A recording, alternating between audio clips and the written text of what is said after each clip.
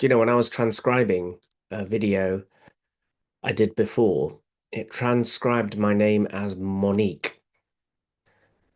Now, O'Neill, variations of, I get it, but I didn't say a qua. So how does that work? Anyway, so what's on the menu today? Well, I don't know really. It's going to talk about stuff that comes to me. Sleep, actually. One of the ways that I have improved my health, reduced the inflammation from the autoimmune. There's various things. There isn't one thing. So if anybody thinks there is one thing to weight loss, if anyone thinks there is one thing to fixing your health, there isn't. The closest I think I can get to it from personal experience is sleep. Excuse me. And I don't mean like, did I sleep 7, 8, 9, 10 hours? Actually, one of the things that I was reading talks about how we used to sleep in evolutionary terms, like when we lived outside with animals and creatures. And I used to have an aura ring and I used to be like, oh, and he got 6 hours and or 7 hours or whatever. Like you'll sleep as much as you need to. And I think teenagers need the most sleep. So when they're having lie-ins, like there is actually science behind it, believe it or not, parents, that they do want to sleep. I don't have two teenagers yet, but one is very close. At the moment, she's getting up early like I do. It may be that she falls into this category, it may be that she doesn't. Everyone's different.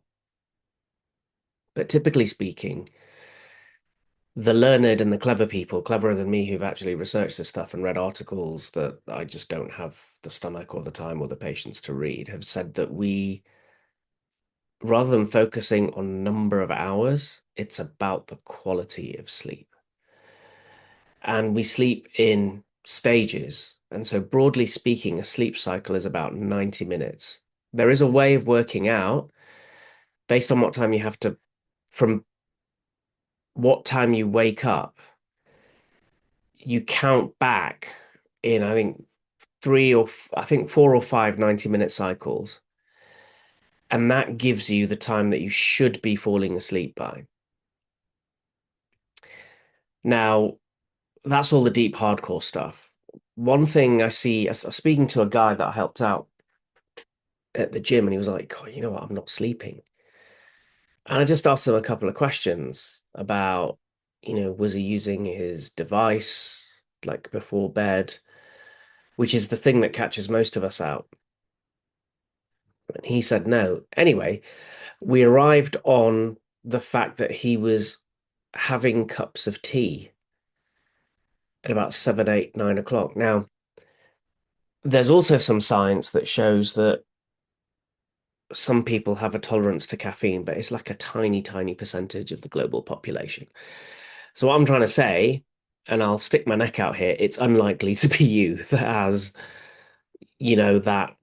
caffeine doesn't affect me. Caffeine has a half-life, okay?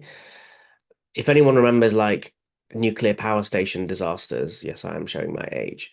Nuclear material has a half-life. So what that means is after a set number of years, it is half the intensity that it was when the disaster happened, right? And it goes on. This is why when you have areas where there've been radioactive leaks or accidents or whatever, they're not safe to go into for like 70 years, right? Or 30 years or whatever. I can't remember. I'm not a nuclear physicist. Feel free to Google it or speak to AI. The point being is that if you're having caffeine at 7, 8, 9 o'clock, its half-life is about 3 to 5 hours, depending on how each person's body metabolizes it, right? So that doesn't mean that after 3 to 5 hours it's gone. That means it's half the strength of what it was floating around your system. And when I mean system, I mean the brain. And the brain typically, according to circadian rhythms, which is the night and day patterns that your cells, everything in your body wants to follow, generally you want to sleep at about 2 in the afternoon and 2 a.m. Okay. So if you're having a tea or a coffee at about 7 or 8, whilst your brain is trying to detox and do all the stuff that it does during the sleep cycles, it can't because it's being kept up by the stimulant called caffeine. So, if it is something that you have struggled with,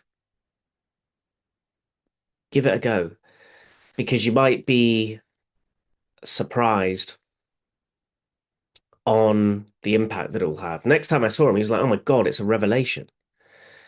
Now, that was his story. Okay. Some of us have none of those issues. We're not scrolling on devices. We might, due to lifestyle, be eating late meals. And, it depends on who you talk to. But typically, they say, like, don't eat at least 2 hours before bed. Ideally, they say 3 hours before bed, but, you know, depends what time you go to bed, right? And it depends how close to the end of your day you're going to bed. So I don't know if you're a shift worker or you work late or whatever, or you have late Teams meetings or Zoom calls or whatever it may be. These are just things like I don't. I went through a phase when I was dealing with my rheumatoid and the flare-ups of like reading so much stuff and going on so much Facebook, so many Facebook forums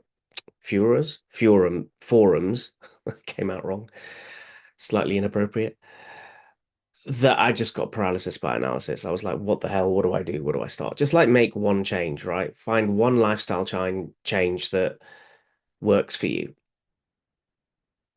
The other thing is when we talk about circadian rhythms, your body at a cellular level does not have the concept of weekends. So I used to do this to be like, it's Saturday morning, I'm gonna have a lie-in. And what am I gonna do with that lie-in? Like you can't really bank up sleep. Yeah. There are periods where if you're sleep deprived, you can, recover from that.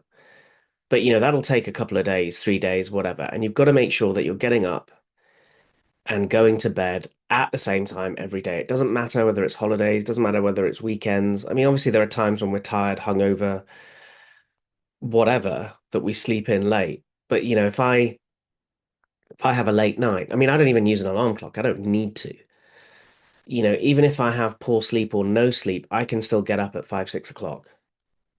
And all right, I will be tired, but I don't need the lie-in. And if I just make sure that I'm going to bed half an hour early and get the sleep hygiene right and get the, pre-bed rituals right, like I do not have a TV in my room.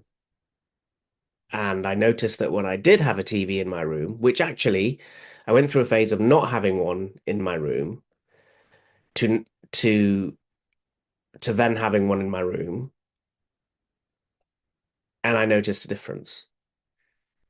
Because, when you can't sleep, instead of reading, instead of doing some breathing or whatever, you turn the TV on. And what does a TV or a screen have? It has blue light. And blue light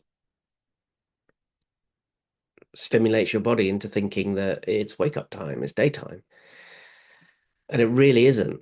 So, these are just some things that came up for me. I had no idea before I jumped on what I was going to talk about. And also, the other day I talked about like consulting around passwords and identity. And the reason that's important is because, well, there's a couple of things. Firstly, we've got AI. And so if you're accessing AI systems, yes, that will have a username and password. And what people are using AI for can often be quite intimate questions. And, you can engage in conversation, you can train your AI and stuff. And why is that important? Because it's got your data.